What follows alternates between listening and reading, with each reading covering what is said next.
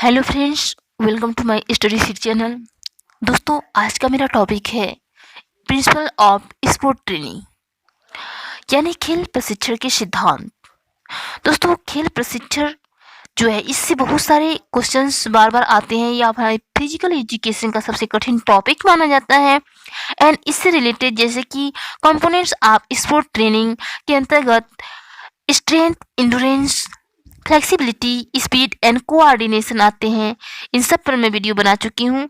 And दोस्तों, super compensation क्या है, ट्रेनिंग लोड क्या है, एंड बार ऑन एडाप्टेशन क्या है, पीरियडाइजेशन क्या है, एंड ट्रेनिंग साइकिल्स क्या है, इन सब पे वीडियो मैं बना चुकी हूँ। सबको वॉच करने के लिए आप चैनल की प्लेलिस्ट में जाकर के वॉच कर सकते हैं दोस्तों। एंड चैनल पे पहली बार विजिट कर रहे हैं तो चैनल को सब्सक्राइब कर लीजिए, बेल आइकन को भी प्रेस कर लीजिए, जिससे जब मैं नया वीडियो अपलोड करूँ उसका नोटिफिकेशन आपके पास सबसे पहले पहुंचे। तो दोस्तों, टाइम वेस्ट न करते हुए मैं चलती हूँ अपने टॉपिक पर, प्रिंसिपल ऑफ स्पोर्ट ट्रेनिंग। दोस्तों, जैसा कि आप सभी जानते हैं कि ट्रेनिंग किस लिए दिया जाता है। किसी चीज को आप प्राप्त करना चाहते हैं या कुछ सीखना चाहते हैं, उसके लिए आपको ट्रेनिंग की आवश्यकता होती है। यानी किसी कार्य की तैयारी करना ही ट्रेनिंग है। यानी खेल प्रशिक्षण जो है ये वैज्ञानिक व शैक्षणिक प्रक्रिया है। कैसी प्रक्रिया है? एक वैज्ञानिक व शैक्षणिक प्रक्रिया है जो वैज्ञानिक सिद्धांतों पर आधारित है, जिसका उद्देश्य होता है खिलाड़ी को उच्चतम शिखर तक पहुंचाना। दोस्तों, ये क्वेश्चन ही बहुत बार आ सकता है कि स्पोर्ट ट्रेनिंग का उद्देश्य क्या होता है। तो स्पोर्ट ट्रेनिंग का उद्देश्य होता है खिलाड़ी को उच्चतम शिखर तक पहुंचाना। ठीक है, अब बात करते हैं खेल प्रशिक्षण की कौन कौन से सिद्धांत हैं। दोस्तों, खेल प्रशिक्षण देते समय कौन कौन बातों का हमको ध्यान रखना चाहिए। तो दोस्तों, ये 12 प्रकार के सिद्धांत हैं। यानी पहले 9 ही थे, अब 12 सिद्धांत हो गए हैं। तो पहला सिद्धांत है principle of warming up and cooling down, यानी गर्माने व ठंडा होने का सिद्धांत। दूसरा है प्रिंसिपल ऑफ कंटिन्यूटी, यानी निरंतरता या लगातारता का सिद्धांत। तीसरा है प्रिंसिपल ऑफ ओवरलोड, यानी अतिभार का सिद्धांत।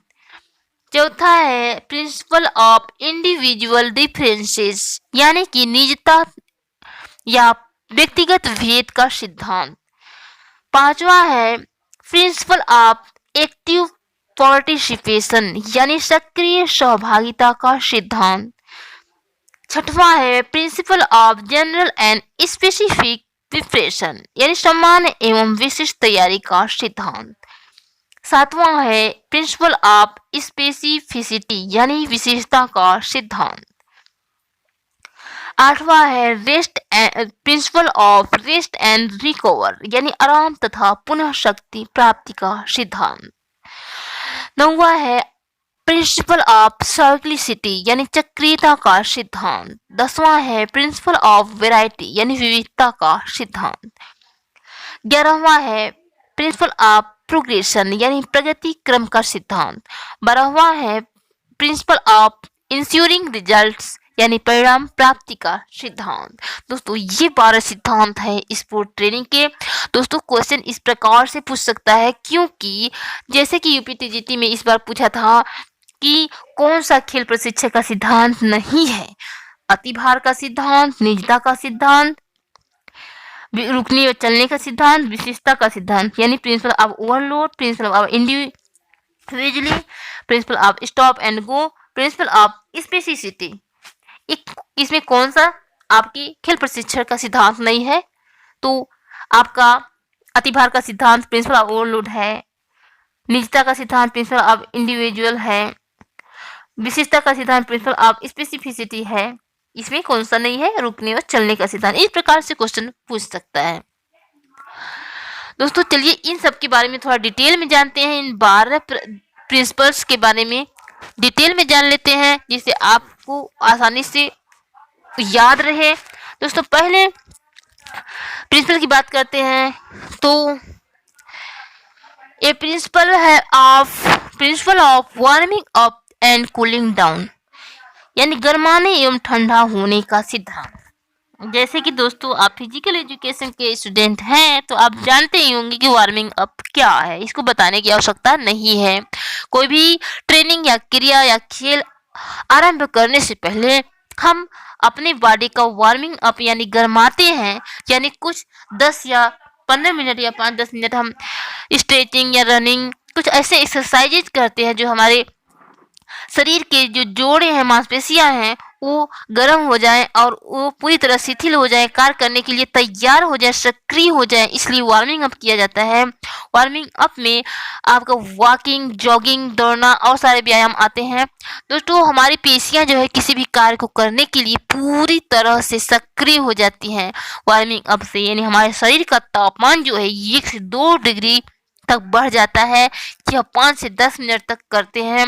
वार्मिंग अप दोस्तों 2 प्रकार का होता है, जनरल एंड स्पेसिफिक, यानी सामान्य और विशिष्ट। सामान्य में स्ट्रेचिंग, रनिंग और बहुत सारे व्यायाम आते हैं। एंड जो विशिष्ट होता है वो खेलों से रिलेटेड व्यायाम होते हैं। जैसे आपको हॉकी खेलना है तो आप अपने हाथ का व्यायाम करने, वॉलीबॉल खेलना है तो अपने हाथों का व्यायाम ज्यादा करेंगे। इस तरह से होता है स्पेसिफिक व्यायाम में। एंड दोस्तों, कूलिंग डाउन। दोस्तों, यदि आप क्रिया किए या खेल किए या प्रतियोगिता किए, उसके पश्चात हम कूलिंग डाउन करते हैं।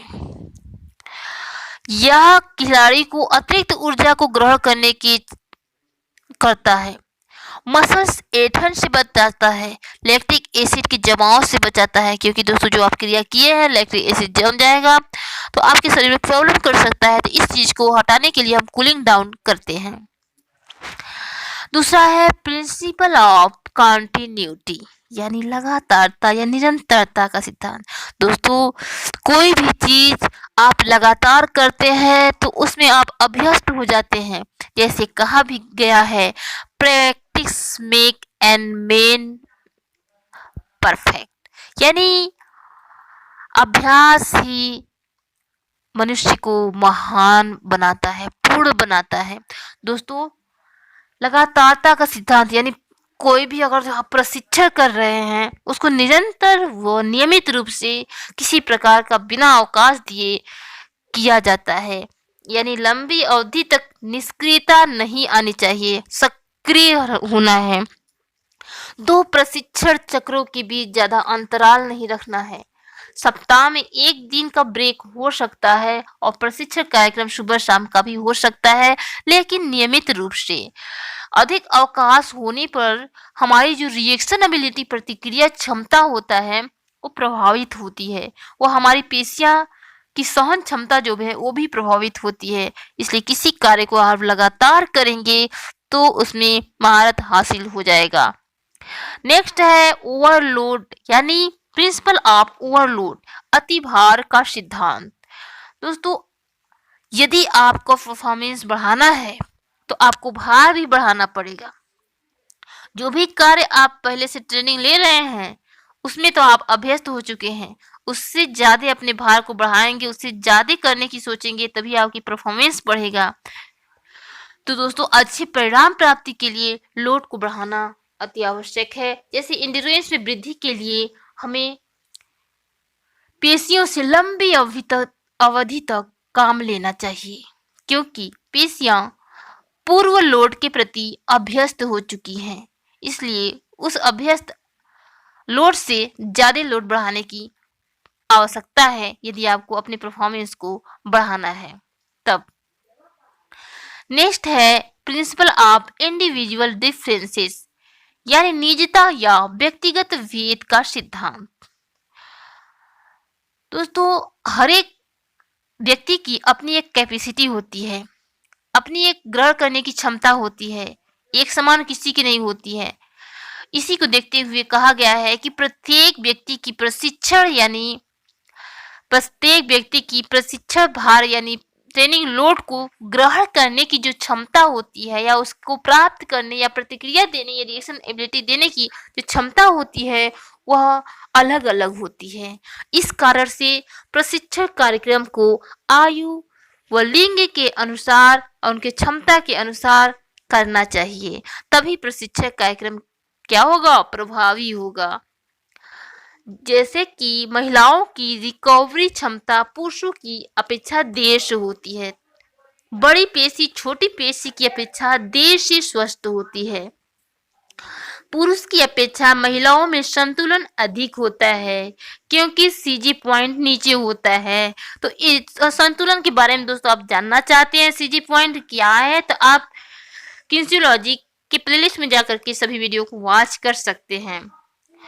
नेक्स्ट है एक प्रिंसिपल ऑफ एक्टिव पार्टिसिपेशन यानी सक्रिय सहभागिता का सिद्धांत। किसी चीज को प्राप्त करने के लिए आपको एक्टिव होना पड़ता है, एक्टिव रूप से सहभागी होना पड़ता है। तो खिलाड़ी का प्रदर्शन उसके प्रयास तथा प्रदर्शन के कौशल का परिणाम होता है, कौशल के प्रदर्शन का परिणाम होता है। खिलाड़ी को प्रभावी प्रशिक्षण कार्यक्रम के लिए सक्रियता तथा क्रियाशीलता के साथ प्रशिक्षण कार्यक्रम में भाग लेना चाहिए।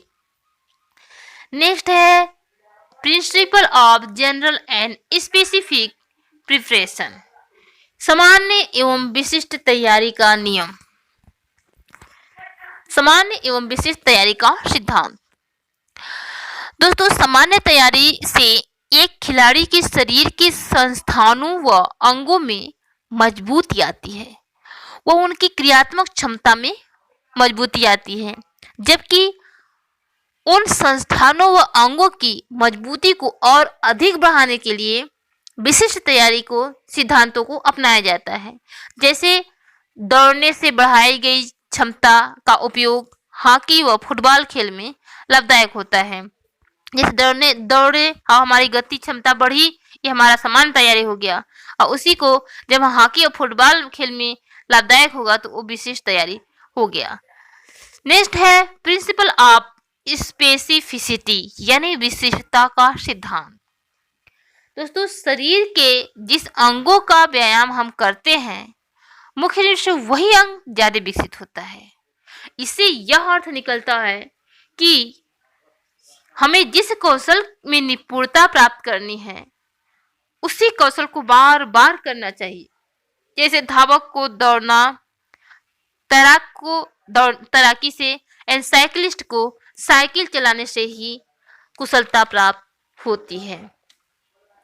नेक्स्ट है principle of rest and recover यानी आराम तथा पुनः शक्ति प्राप्ति का सिद्धांत। दोस्तों प्रशिक्षण कार्यक्रम के बाद खिलाड़ी को आराम की आवश्यकता होती है।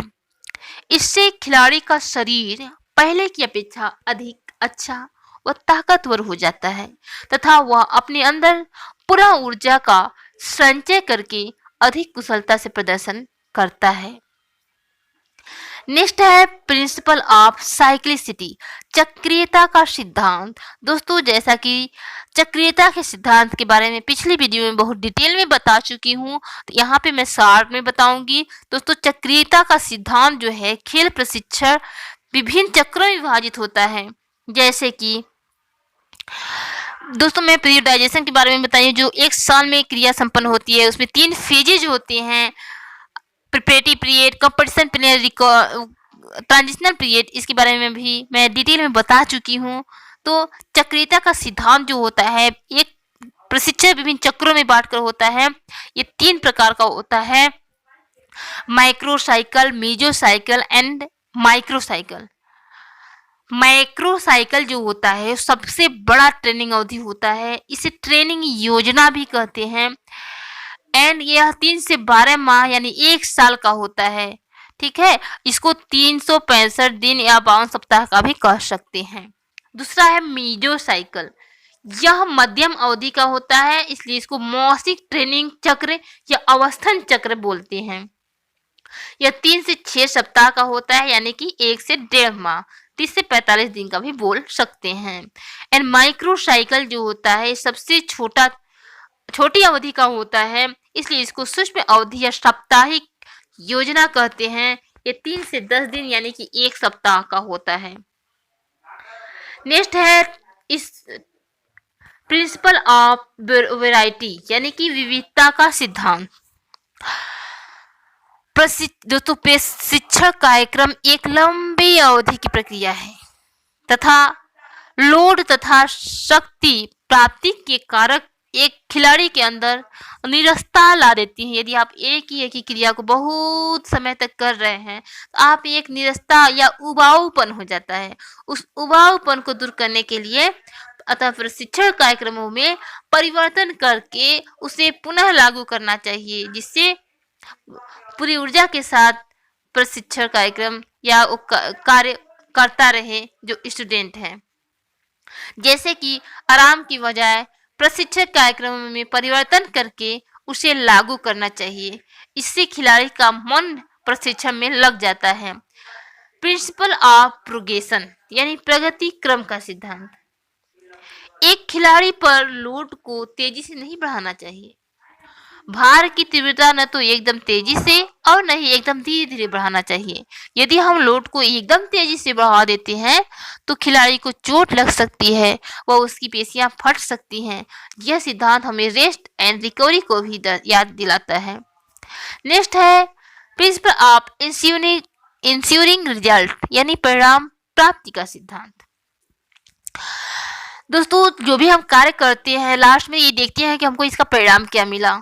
तो दोस्तों, खेल प्रशिक्षक का सर्वोच्च लक्ष्य होता है कि खिलाड़ी को लंबे समय तक किसी भी प्रकार की प्रतियोगिता के लिए तैयार करना होता है तो तथा उसके प्रदर्शन को लंबे समय तक बनाए रखना होता है।